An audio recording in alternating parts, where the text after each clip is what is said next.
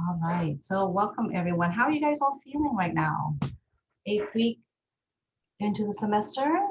Just take a temperature check right now and notice how you're feeling. Good. Stress. Okay, Nicole. Stress. Somebody mentioned stress. Anyone else? Very stressed. Very stressed. Oh dear. Okay. Anyone else? Scattered. Oh, my slide got stuck. How about this? So why is it so hard to focus and pay attention, especially these days? So, and this relates to you. Anyone has a wandering mind and scattered thoughts? Your thoughts all over the place, and you think about the future or the past. Restlessness. How about restlessness? So you guys feel a little restless, particularly since we're locked down or kind of, can't do too much. Distractions. So many distractions that takes our attention elsewhere, right? Or multitasking. Worry and anxiety. Stress to the max, right? On social media all the time. That's when I put Zoom and doom. Oh my God, so much Zoom right now. I'm like Zoom doom. How about uncertainty? Like lots of uncertainty, right? Who knows? And particularly from us in our department, we've got so much uncertainty in our department right now. Loneliness and isolation. Loneliness and isolation is a big deal now. Before the pre-COVID situation, they were saying 3 out of 5 Americans are reporting loneliness. These are adults. 7 out of 10 in terms of young adults are saying that they're lonely and feeling isolated. And accompanying that is a low energy, perhaps a little bit of apathy. And then with the lockdown, right? This whole idea of missing out. Oh my goodness, right? I feel like I feel no fear of missing out, and no more pleasurable experience that we're used to. So part of that is chasing after another experience than the one that you're currently in. So we often don't, if we have any of these relates to us, it usually has to do with the fact that we want some other experience than the one we're currently in, no matter what it is that we're currently in, is you'd rather be elsewhere. So, right, part of our hygiene says we're supposed to do hand washing, all right? That's the whole point of hand washing, particularly during this time, to keep ourselves safe, as well as others safe. Right? You don't want to affect potentially any germs that you have and spread it to others. What about brain and mind washing? Right? So part of what we do with our hygiene in terms of hand washing is we don't want to spread the infections to others. But when we don't recognize what our state of our mind is, all that worry, all that fretting, potentially anger or blaming, what do? We might be spreading that to others as well. So with mindfulness is one way for us to be attending to what's going on in our mind. Can be considered a part of what we call mind washing. I have to take a moment during the day to know how to clear your mind of mental hygiene. So that hasn't been talked too much about, like how do we do that? We know how to wash our hands, but how do we go about cleaning our minds so that we're not carrying around all this that could be harmful to ourselves and to others? So do we need a bit of self-distancing, right? Otherwise we're carrying that, like that rabbit says to the other, what is that?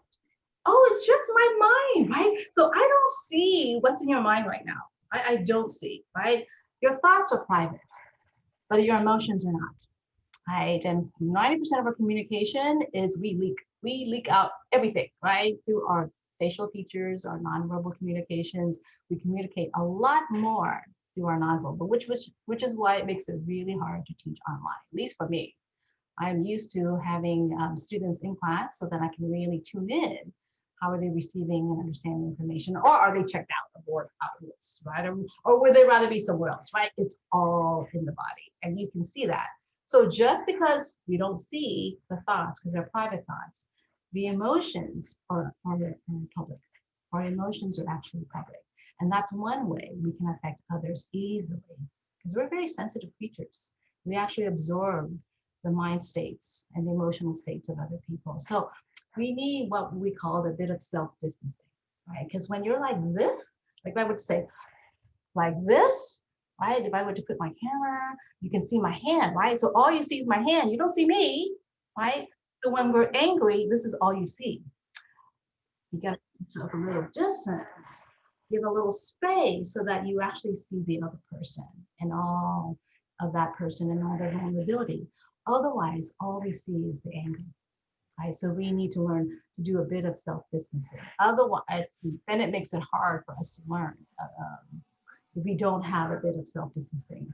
So Richard Davidson, who's a neuroscientist in the University of Wisconsin, he articulated that there's these 4 pillars of well-being, right? Connection, purpose. And right now, for many of us, for many of our young adults, we're losing the sense of connection, right? And the connection in part has to do with touch and being able to shake hands, hold each other, hugs.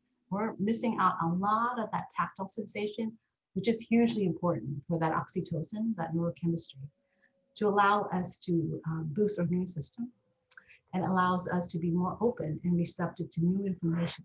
So when we're disconnected, we actually narrow focus and we become really distracted and makes it hard for us to learn. Purpose. For many of our students right now, we have a hard time like, what's my purpose? Am I going to have a job potentially? Right? What's the meaning? Right? With so much uncertainty. But these are key to healthy well-being. Insight has to do with wisdom. And then finally, awareness. So I could have actually done a presentation on each of these topics, but we're going to focus on awareness right now and the attention around awareness, right? So, but they're all pillars, all very important in terms of well-being. So the nature of the untrained mind, right? So most of us, we haven't learned how to train our mind. And when just like a little puppy, if you ever have a little puppy or have you heard of puppies? Like if we don't train a puppy, what does the puppy do? It's like this. What's that? Oh, what's that smell? Oh, that's interesting. Oh, what about that? Oh, what do I get to play, right?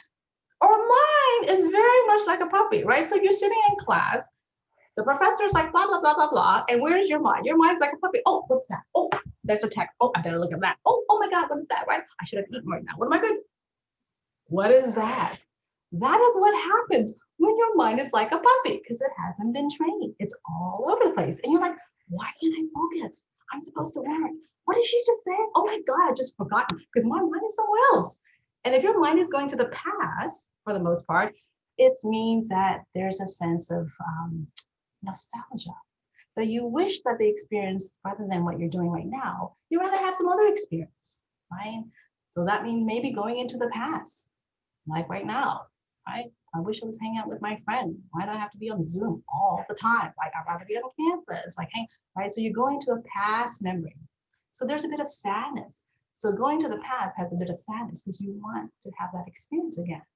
Going to the future is like, oh my God, anxiety, right? What could happen? Or am I going to graduate? If I graduate, am I going to get a job, right? Oh my goodness, like all these things that could happen, although I don't know if it's going to happen, but it could, right? And our whole culture is designed on what if, our insurance, right? Why are you going to get a degree?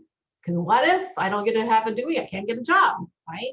What if I'm not smart enough? What if I'm not attractive? What if nobody loves me, right? So we get into this what if, which creates a lot of anxiety.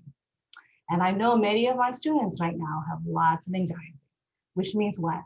Rather than the mind being in this moment, even if this professor is really boring, I'd rather entertain a what if that could potentially happen, right? And then when I go into the what if, I have what? My cortisol starts producing. It's particularly if there's fear involved.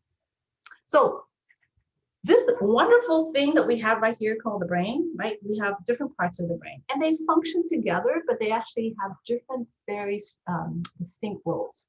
So the frontal lobe, which doesn't mature until absolutely like 25 years old, like this whole frontal lobe. And if anybody's in my adolescent class, we learn all about that, right? This is the executive functioning, problem solving, learning new information.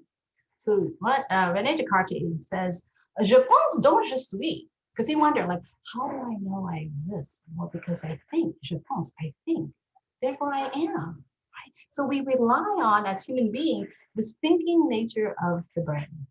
We actually have two components of this part, this frontal lobe that we have. One is the thinking and the other is the awareness. The thinking is dominant because that's the one that's been habitually ingrained in us. It's a great assistant, executive functioning, problem solving, planning, all that thing that you're doing right now. If you're thinking right now, that's that part of the thinking mind. right? You're listening. And if you have a thought right now, that's the thinking mind generating those thoughts of understanding. It prefers to it's a control freak. It loves to control.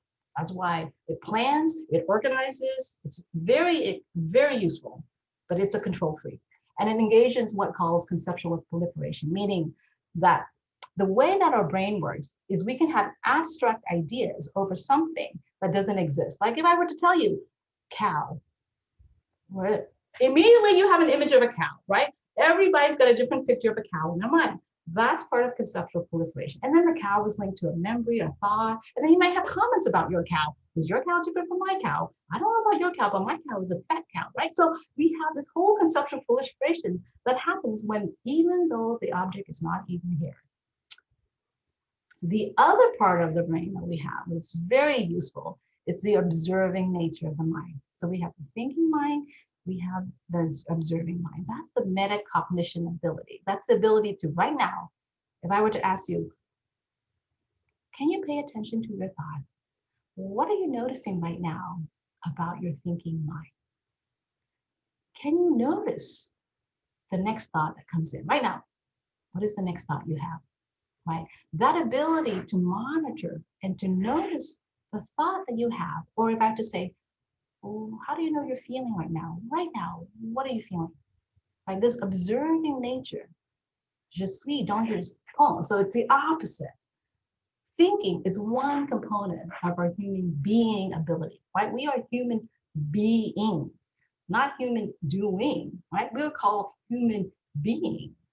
Right? So the being nature is ability to be, to observe, to notice, to be aware. But we as a culture has been so habitually ingrained to do, to manipulate, to control, to think, which is a wonderful tool, but a very poor master.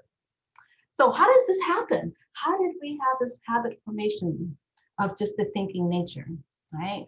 Well, it comes back to our ancestors. Our ancestors gave us these two habit patterns, which shapes and inform why we have certain habits. One is the fear-based habit, which is based on the old brain system, the reptilian system, the mammalian system, not so much the frontal cortex yet, right? They also had that, but it wasn't strengthened and strong. So we had to inherit that from our ancestors. So what is that to do? Cortisol, epinephrine, right? See danger, avoid danger, survive, right? That's wiring. So now what do we have? See danger, avoid danger, survive. Now the danger is invisible, right? Another person could be a danger. We don't have saber-toothed tiger anymore. We don't have wild creatures. Who do we have? We have other people, we have circumstances, we have thoughts, right? Your body, though, doesn't know any difference between reality and imagine. So if you're thinking as your thought, anxious, worried, gloom, and doom, what does your body do? Starts producing cortisol and epinephrine. Why? Because that's what we've inherited to survive. So you're sitting here right now in class, right? You're completely safe. And then you have a thought, I'm going to fail. What happens when you have that thought, you're going to fail? Or I'm not smart enough? Or I'm going to get judged? Immediately your body starts producing cortisol, which leads to your heart racing, your teeth clenching, your jaw getting tight, narrower vision, right? And conceptual proliferation, meaning your thinking goes crazy. It starts imagining, catastrophizing, thinking of other scenarios. And pretty soon you're lost somewhere else in thoughts, lost in thought, rather than paying attention to what the instructor is saying. That is perfectly normal because that's the way that your system has been inherited. So when we're stressed, we're in the fight or flight mode, what is happening? You increase breathing, you're not digesting good food, you increase muscle tone, right, to get ready to fight. The opposite is the relaxed system, the parasympathetic system. It's in the parasympathetic system that allows us to focus, pay attention, and be open to be receptive to new information. When we're stressed, our narrow attention is very narrow to try to get rid of that threat. So we're not listening and attuning to new knowledge and new information, which is why deals, if you think of, remember the deals, so what's happening on, how are deals made? They're made on the golf course. They're made when you entertain, like, when we recruit new faculty, we take them out to eat, we put them in a good mood. Why? Because when you're in a good mood, you're more open and receptive to learn. So we have students who are in a fight or flight situation. So it's very hard to learn when your body is in a fight or flight because your body is designed to run away, not to learn new information. This is not now time to be sitting there and learning new things. I got to run away and deal with this threat. So how do we move from a sympathetic to a parasympathetic system? One way is to take 3 deep breaths. So I'm going to guide you to activate your parasympathetic system. So each time you have a thought, remember, the way that our brain designed is that you don't really need to have that saber-toothed tiger coming there. You can just have a thought and your body is producing cortisol and epinephrine. So one way is to get into the body, to breathe. Why? Because it invites your parasympathetic system to say, tend and befriend. I'm safe. I can be open and receptive to learn. So I'm going to guide you to do this. How do you do this? So just notice right now how you're feeling. Notice if there's any tension in your body right now, right? And just like a tiger, chasing like a deer when he's being chased by a tiger. What does the deer do when the tiger is no longer present? It actually shakes all that stress hormone out, right? So you can just let yourself just shake a little bit, get rid of all that, bent up tension, and just notice your sitting position right now. I'm going to invite you to close your eyes. And why do we close our eyes? This to minimize the external distraction where our eyes just loves to go and find out new information, right? Because it looks and gets distracted. So we close your eyes. It's an invitation to drop in, but you don't have to close your eyes. You don't need to close your eyes. So I'm going to invite you to take one breath, right? One deep breath. So as you breathe in, just feel the air going into your nostril, really feeling it. Don't think, just feel. And as you breathe out, even blow out just gently and see if you can extend the out breath slowly. Breathing out slowly all the way out and extend it longer than the in breath. Now one more breath, breathing in, feeling through the nostril, expanding the chest, feeling the belly rise just slightly, and then breathing out and extending that out breath just a little bit longer. Now one more breath in through the nostril and out, extending that out breath just a little bit longer, slowly.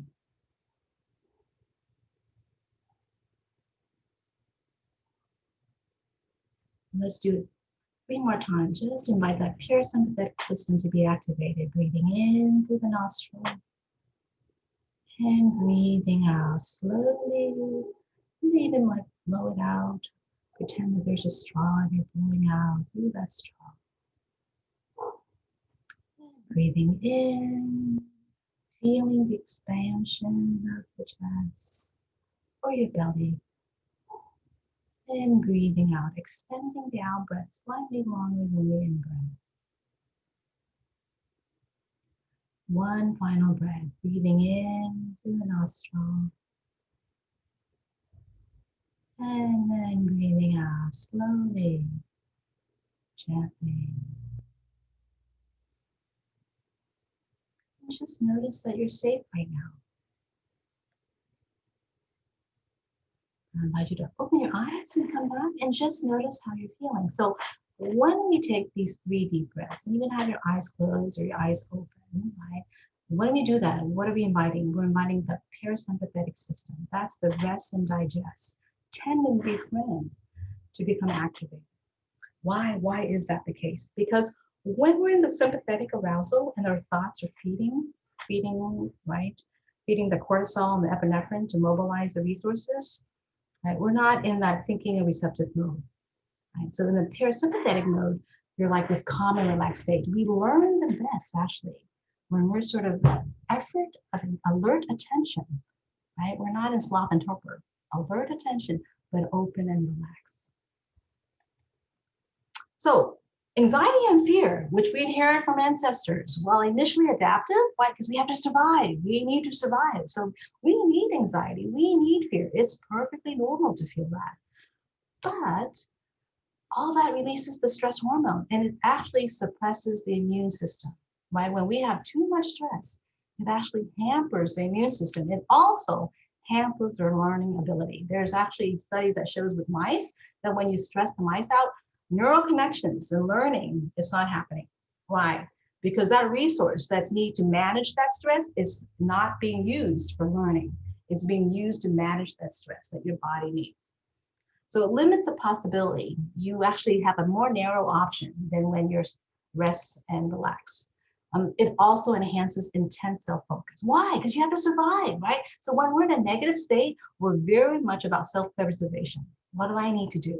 So we have this enhanced self-focus, which gives rise to this mental proliferation where we think a lot, which is why the breath becomes a neutral object, which allows us, rather than thinking about feeding more thoughts, we go to the breath as a neutral attention and an anchor that invites the parasympathetic system.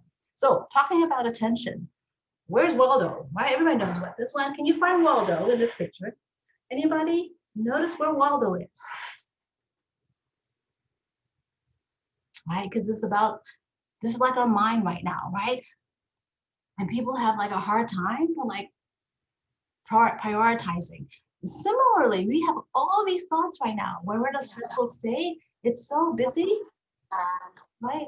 Oh, I'm going to have to mute somebody, right? So we're in a stressful state. It's like all these things, tasks that I have to do. Which one do I do first? What do I pay attention to? I've got so many things. It's like, Waldo, where's Waldo? What is it I need to do? Anyone see Waldo?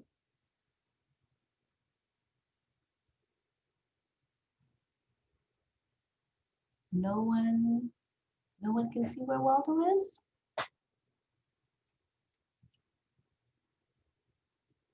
Nope. Right? So in some ways, our attention is kind of like this. It's hard for us to narrow down our focus when we have too much going in the mind, too many thoughts, too many distractions, and lots of stress and cortisol that's pumping into our system. But there's Waldo right there, right? And so how do we do that? How do we get rid of the distraction so we can focus? It is like this, right? When we clear the mind, we can see, oh, there's Waldo. He's resting right now, right? So in some ways, washing the mind and washing the brain is to clear away the cobweb so we can see clearly, what is it that I need to attend to? What is it that I need to do, right? What is it? And how do I do this? How do I clear the cobweb so that I can find what is it that I need to do? So I introduce you to mindfulness as a recipe. Think of it as a recipe. So the recipe includes attention, awareness, and intention. It's very simple. It's not actually complicated at all. But our system, our puppy mind, has not been designed to cultivate this ability. So I'm going to lead you into a mindful breathing practice, maybe 5-10 minutes at a time. Yeah, 5-10 minutes, so that you can experience what is the nature of your mind like. Right? So I'm going to have an object, which is usually some part of the body. Right? You notice that your mind is going to drift away. That's okay, very normal. I invite you to come back to an object of your attention, usually body parts, then to the breath. Right? It's paying attention, feeling, not thinking. It's feeling the sensation. So I'm going to guide you for 5-10 minutes to explore the nature and notice what your mind is like. Okay. All right. So I'm going to guide you again. So let's take 3 deep breaths in your sitting position. Just notice wherever you are. Right. Going to go back. Just take a moment right now to adjust, get into a comfortable position. Take 3 deep breaths to invite our parasympathetic system to be activated. Breathing in and then breathing out. Slowly extending the out breath just a little bit longer. Breathing in, feeling that breath. And then breathing out. You might even blow it out as if you're blowing through a straw. Extending that out breath. And then breathing in. Then breathing out. So just notice right now where your mind is. I'm going to invite you to come into the body. I invite you to rest that attention at the bottom of your feet right now. And just notice how the bottom of the feet feels. Perhaps the sole of your feet as it touches the floor. Right there, that contact point between the skin of the sole of your feet to the floor. Notice if the mind has any comments around the feeling sensation. And see if you can attend simply to the felt sense of the bottom of the feet. Perhaps the feet feels heavy or light, warm. Whatever the sensation is, just simply notice that. I'm going to invite you now to extend that awareness up to your legs as you're sitting here right now. And really feel the legs. Feel the weight of the legs on the seat if you're sitting down. Or if you're standing, just notice the standing position of the leg. And just notice right now how the legs feel. However the sensation is.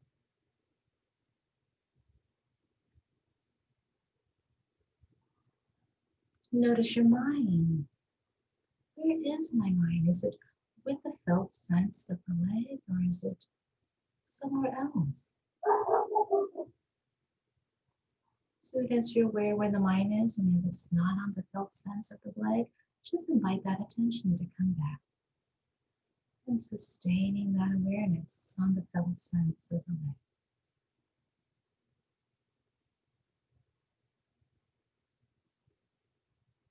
And moving it up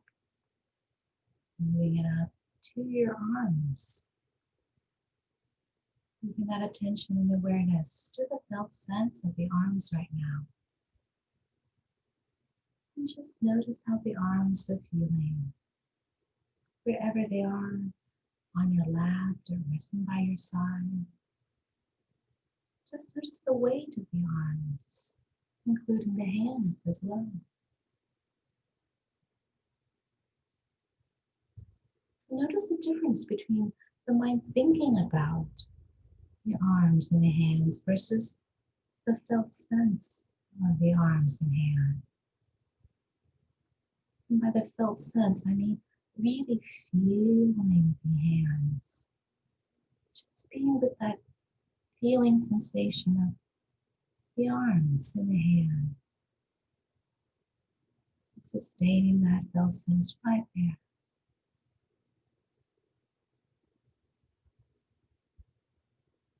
Inviting the attention to go to your chest and just notice as you take that in breath, the expansion of your chest. And as you breathe out, just slight contraction.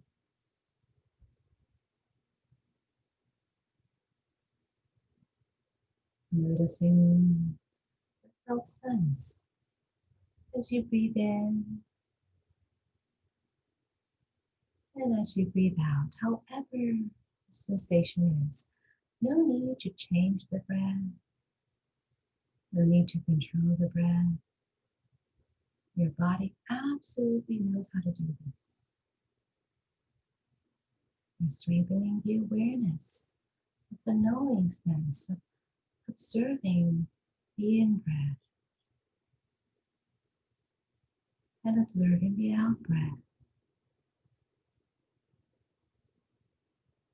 Allowing the breath to serve as your anchor of your attention and your awareness.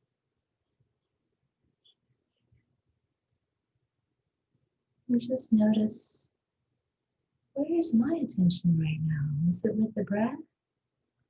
Or is it with a thought or another sensation like another sound?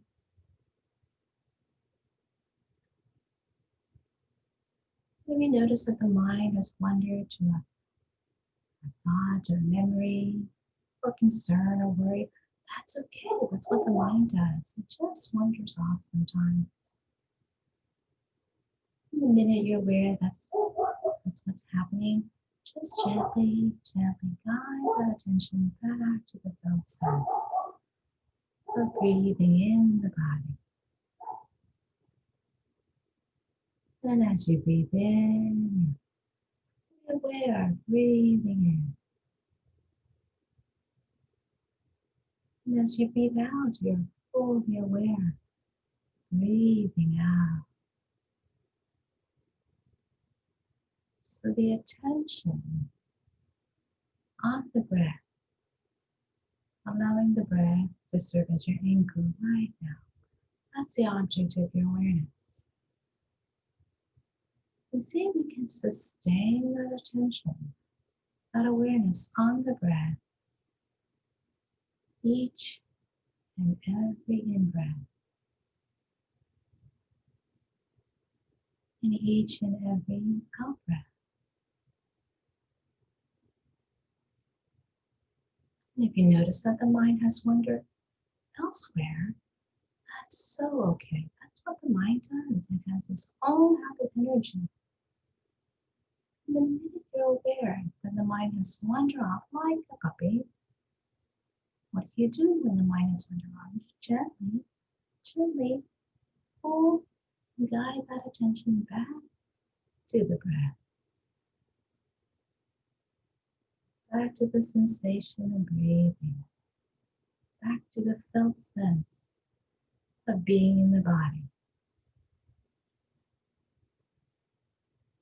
Breathing in, you're fully aware of breathing in.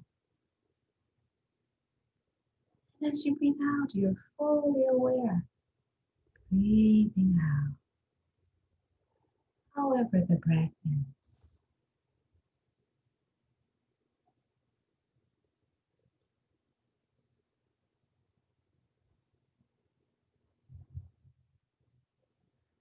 And for the next 2 minutes, I'm just going to challenge you just a little bit by asking for that attention and that awareness to sustain on the breath in silence without the thinking mind jumping in.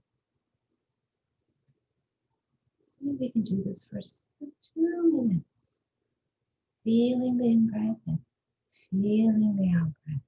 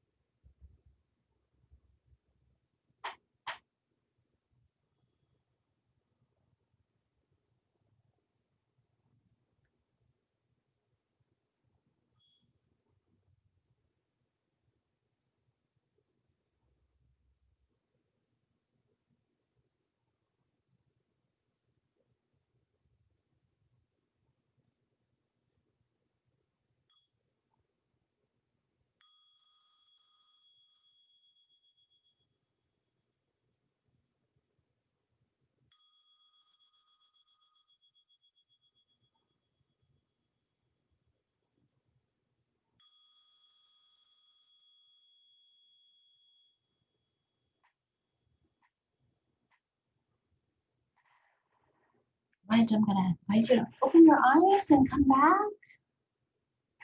And I'm just going to do a quick poll to see how that experience was for everyone. So I'm going to launch this poll and just see which one is true for you. You can select more than one options. What did you notice in our about 10 minutes of our mindful breathing practice?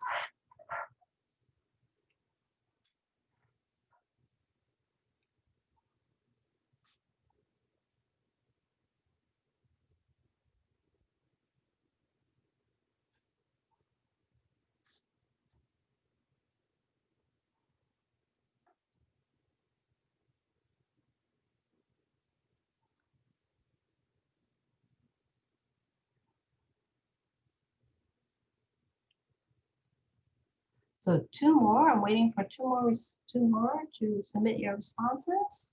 And you can submit more than one, select more than one option.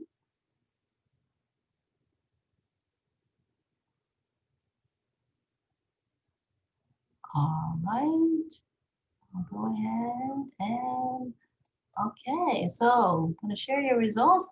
This is what, okay, so we have a lot of mind wandering, very normal.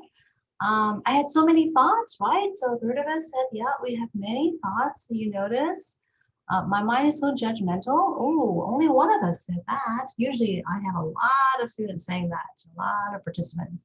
And I feel peaceful. All right. Majority of you guys say, oh, that's nice. If you're able to feel peaceful, that's one way to clear the mind, right? It's not always the case when we meditate and we do mindfulness that it will be peaceful, right? If that happens, that the parasympathetic system has been activated.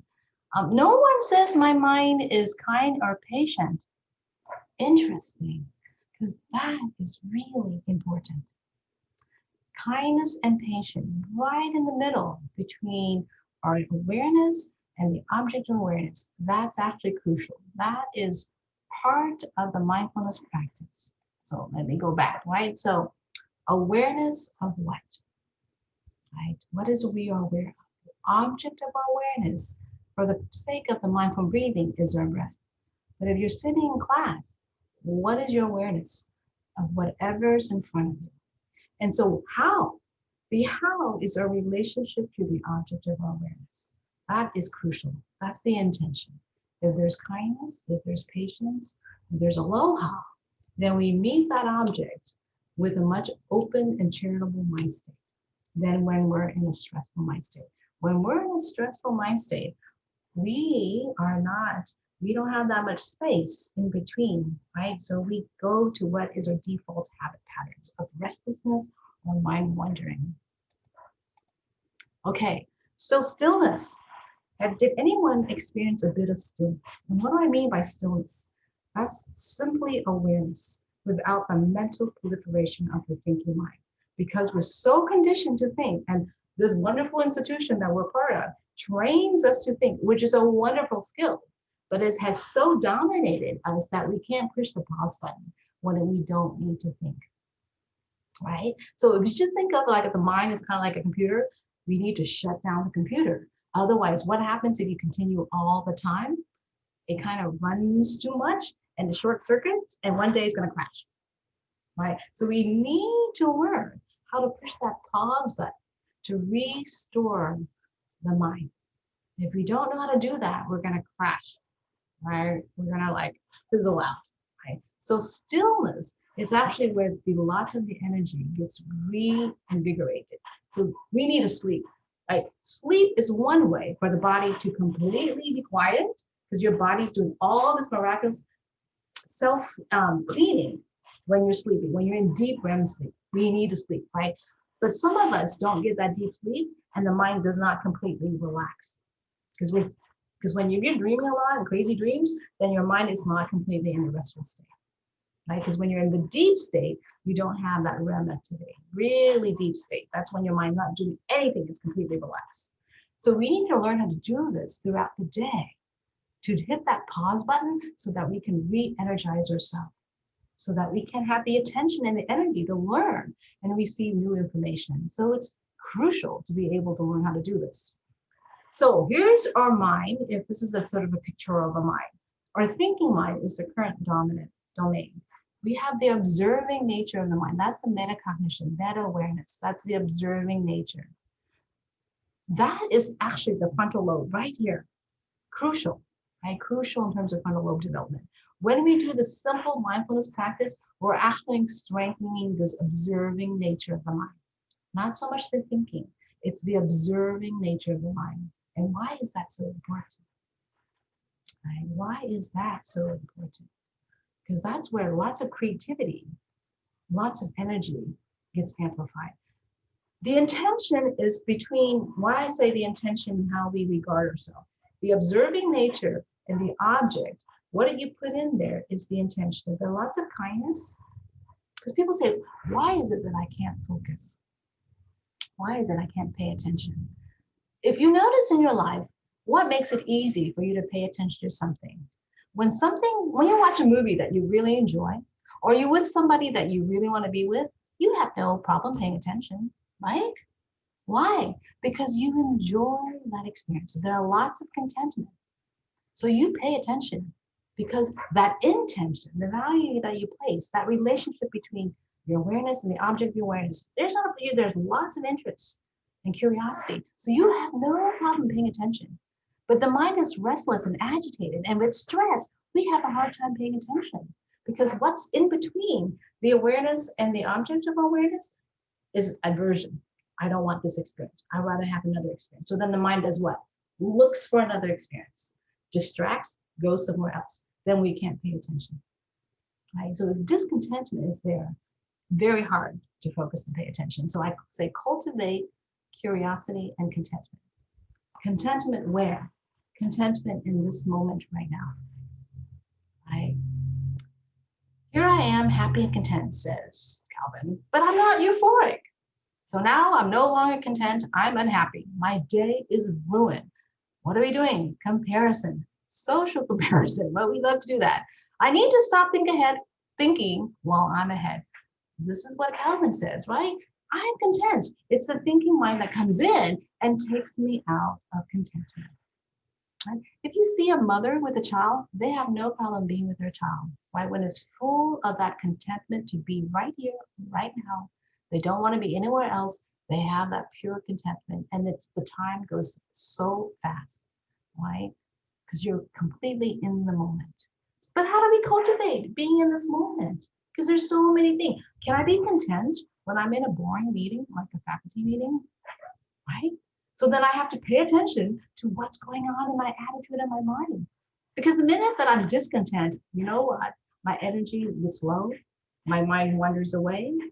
I'm not listening to whatever it is, right? So that's why the awareness and the attitude is huge and important. So here's William James, who is a philosopher and father of modern psychology. He argues the faculty of voluntarily bringing back a wandering intention over and over again is the root of character, judgment, and will. And education, which should improve this faculty, should be the education par excellence. We haven't learned how to cultivate attention. So we expect students, for you to be able to pay attention.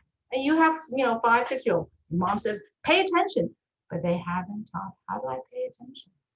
How do I cultivate this ability to pay attention? We just assume you know how to do this. But in that 10 minutes of the mindful breathing, if any of you can do that mindful breathing fully without your mind wandering off somewhere else, you know how to do the paying attention. All right, but if your mind has still wander off, then the frontal lobe has not been maximally reinforced. Right? There's still much development that's possible. So how to change this habit loop? Oh, I should take any questions so far in what I have shared? This is very odd. I'm used to like when I share that I have everybody puts their video on. So this is a very strange situation for me. I have 2 people who put their video on. So thank you, Nicole and Tia. Let me know that I can see you. Everybody else, I understand, people have different, but I usually am used to. So like doing this without any feedback, I'm noticing, right? Wow, this is very, very strange, right? For me, this is very strange.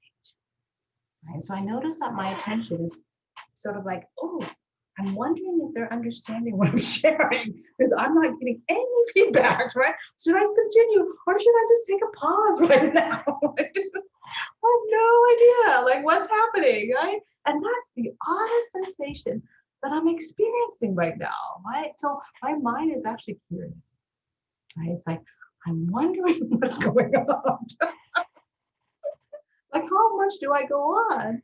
Versus allowing people to ask questions. So I'd rather just take a moment right now and see, is there any questions, any in terms of what I've shared?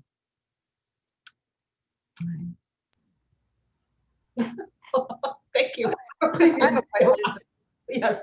Jesse will talk. I have a question of like, okay, so and maybe you'll go on into this on how to change the habit loop, but like, how are you able to like find that, like make your mind stop wandering when you're so stressed, like you're so stressed out and like, you know, you're right. That you can't take time, right? Like just taking the time to stop and try to breathe stresses you out because you're like, I don't have time for this. Like how do you deal with that? So you're breathing all the time, right, Jessica? Right. So you're breathing all the time because if you stop breathing, your body's gonna like you won't function, right? So you say that you can't not take a moment to breathe. That alone is a habit loop that we have, right? That this breathing, it's not worthwhile because I don't even have a moment to breathe, but you are breathing, right? So that's why, the 4 pillars: connection, purpose, insight, and awareness. The awareness has to be paired with insight. The insight of what? Of realizing that even if you were to think another thought, how productive is that next thought you're going to have? Right? Because if that thought is part of your limbic system and the reptilian that has to do with the stress, how efficient are you at your tasks when you're in a stressful state? Versus if you take that moment to take that pause, to collect yourself, to push that pause button, you might realize, and that's why the insight is really important. Then you realize if I'm not being efficient, even though my habit is that I got to go down this list of things to do and I'm getting stressed out because I see this list is endless and I've got more on my list now. Oh my God, I'm gonna go, right? And so your mind goes into that revved up state of endless proliferation. So the insight is, wait a minute, if I continue down that path, how efficient is my problem solving skill? Or am I wasting energy? Because what we realize, and this is the insight, when we're in a stressful state, that energy that you have, a lot of it is being used to manage that stressful state. Your body is needing that energy to manage that, which means that resource that you have is not freed up to problem solve, to be creative, to be open, to be receptive to new information. Because you're just like, right? So if you just take a moment even to activate that parasympathetic system with the 3 deep breaths, if it doesn't work, go back and to recognize that is just a habit pattern that I've cultivated so many years now. And you're going to come up with so many excuses not to do it because that's the habit pattern, right? And the new habit is not easy. It actually takes 28 days every single day before the new habit, the new wiring of the brain comes in. But I say, in the initial part, it's so hard. Just like when you go on a trail, right? And if it's a trail that you're on all the time, it's so easy because people warn this trail. But if it's a new trail and the trail that you're on right now is the trail of stress and gloom and doom, that's an easy trail because your brain knows how to do that, right? And your reptilian brain knows how to do that very well. No problem. But if you're splashing and birding through a new trail, it's going to take a lot of effort, right? Because you're doing a new trail. But over time, if you put the effort in the beginning and you develop a new pathway between the frontal lobe to the reptilian, that's the new pathways where you're able to automatically set, and that default is the relaxed response. If that becomes a habit pattern, you're set. Which means what? Which means that you'll be resilient no matter what happens. Right? If you don't have that resiliency, when the storm comes, what are you going to be doing?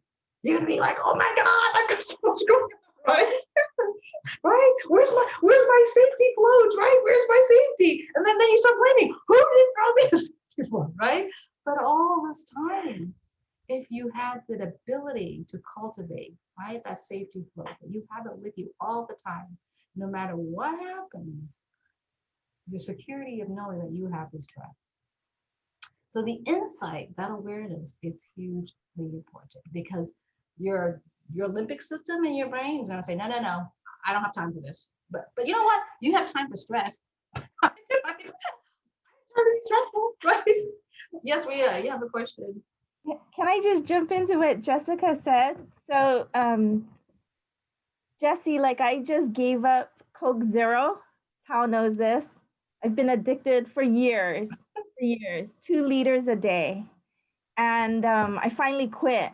And it is about, for me, it was like a month or 2 months. But I think with trying to stay out of the negative zone and to recarve a new path, I'm not an expert, but it's kind of like a daily, a moment by moment struggle to rein in and take control of your mind, So I just wanted to share 2 strategies to like what Tao was saying. Is one is I get really stressed out. I'm grading. I got tons of papers to grade. So I have this notebook and it's all about my students. I'm not going to let you look too closely, but all those things that are in my head, I just write it down in here in no real order, and I've slowly over time tried to not let it go, but at least I documented it. I won't forget it. I just once a day go to it. You know what I mean? So that it gives me peace of mind that at least I have it documented. Yet the other thing is because my Oh, you just muted yourself, Rita. because my son and I struggle with this with the online teaching, me and the online learning, and we're both visual. He made because we try to do guided reading every day. You can't even see it. Okay, so he wrote me a sign that he pasted above my computer, my laptop, and it says, "How high will my students score?" Question mark. And he said 90%, 100%. Because if they go under that, he knows I get really stressed and I start looking at what they got wrong and why, blah, blah. So he's trying to tell me, be positive that they're going to get 90 or 100. It's going to happen. And then the next question is, how awesome is my family? And he answers, super. Not because I think that, but it's because sometimes when you get stressed, you start thinking negative, right? And we got to be grateful for where we are and who we are and what we have. So those are my latest strategies if they help you at all. Yeah, so I'll end up with some helpful tips and see if they can open up for further discussion. So one of the most important thing is to share and discuss emotions, right? Feelings openly. It's important to be able to acknowledge your feelings. It's not about like, it's harmful if you suppress or not really acknowledge the feelings and emotions. And focusing what can be done, bite size. The expectations, we have to do a lot of expectation management, right? So even with the mindful breathing, like I tell my students 5 minutes, just 5 minutes, right? And then build on that, 6 minutes, 7 minutes, right? Little bite size, right? Otherwise you won't be doing it. And know it's okay to ask for help, right? Engage your support system and problem solving. That has to do with the connection, right? We are really social creatures, and this inability to connect in an embodied way, it's very harmful for us. There's this whole research about touch now, and how that is so important.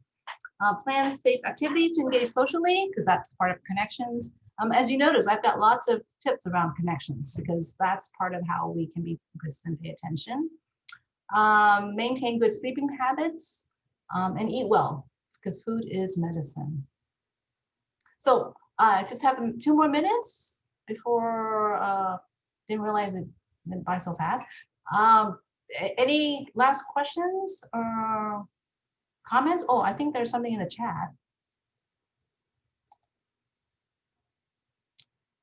Nicole had to go. Oh, okay. Have a great weekend. Okay. So is I guess that's it. Kelly, do you want to, are we done? I don't know what to do. I guess I just put in a link to our evaluation form. If you could all please take a minute or two to give us some feedback. Thank you so much for coming. And Tal, that was a wonderful presentation. I feel so peaceful and ready to tackle the world. Oh, good. Oh, I forgot to mention the pause space. Well, I guess people have left already. Yeah. You should mention it. Well, oh well. People have left already. Oh, These guys. yes. Galina and Diane and Ali are on and Samantha. How do I stop the recording? Stop.